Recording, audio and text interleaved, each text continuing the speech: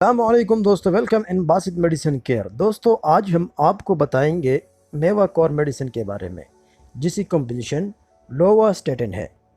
اس میں ایک ہی کمپوزیشن پایا جاتا ہے جو کہ لوواسٹیٹن ہے۔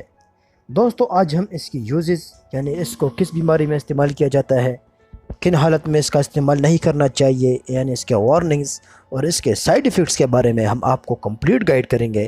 تو اس ویڈیو کو لاسٹ تک دیکھیں تاکہ آپ بہتر طریقے سے اس میڈیسن کے بارے میں جان سکیں۔ تو میوا کور بعض مریضوں میں ہائی کولیسٹرول مناسب خوراک کے ساتھ یعنی ہائی کولیسٹرول کو مناسب خوراک کے ساتھ کم کرنے کے لیے استعمال کیا جاتا ہے۔ یہ بعض مریضوں میں انجائنا کی وجہ سے دل کا دورہ پڑنے اور سینے میں درد کے خطرے کو کم کرنے کے لیے بھی ڈاکٹر پرسکرائب کرتے ہیں۔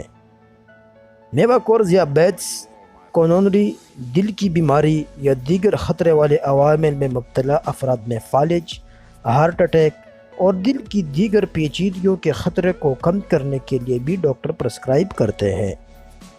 یہ خون کی نالیوں کی رکاوٹ کو سست کرنے اور بلاک ہونے والی دل کی نالیوں کو کھولنے کے لیے طبی طریقہ کار کی ضرورت کو کم کرنے کے لیے بھی استعمال کیا جاتا ہے۔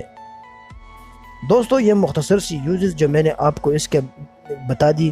اب اگر سائیڈ ایفیکٹس کی بات کریں تو دوستو اس کے استعمال کرنے کے بعد جو آپ کو ممکنہ سائیڈ ایفیکٹس ہو سکتے ہیں، اس میں آپ کو سر درد، پٹوں میں درد، کمزوری محسوس ہونا، جوڑوں کا درد، کمر درد، پیٹ میں درد، پیٹ میں گیس، پل اپارا یا معدے کی اپسٹ معدہ ہو سکتا ہے، یعنی پیٹ خراب ہو سکتی ہے۔ اس کے ساتھ وارننگز کی اگر بات کریں تو دوستو حاملہ خواتین کو میوا کور کا استعمال نہیں کرنا چاہیے۔ یہ غیر پیدا شدہ بچے کو نقصان پہنچا سکتا ہے یا پیدائشی نقائص کا سبب بن سکتا ہے۔ حمل کی روک تھام کے لیے پیدائشی مؤثر کنٹرول کا استعمال کریں۔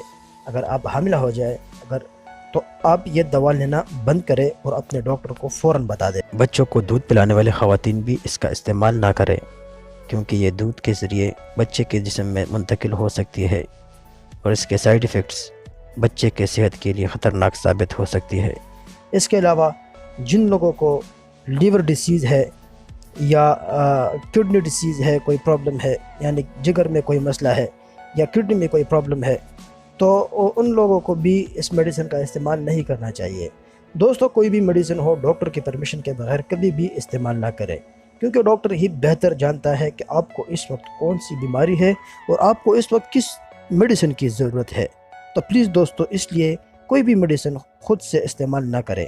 یہ ویڈیو دوستو اگر آپ کو پسند آئی ہو تو اس ویڈیو کو لائک کریں اور زیادہ سے زیادہ شیئر کریں تاکہ ضرورت مند افراد کو یہ معلومات پہنچ سکے۔ بہت شکریہ۔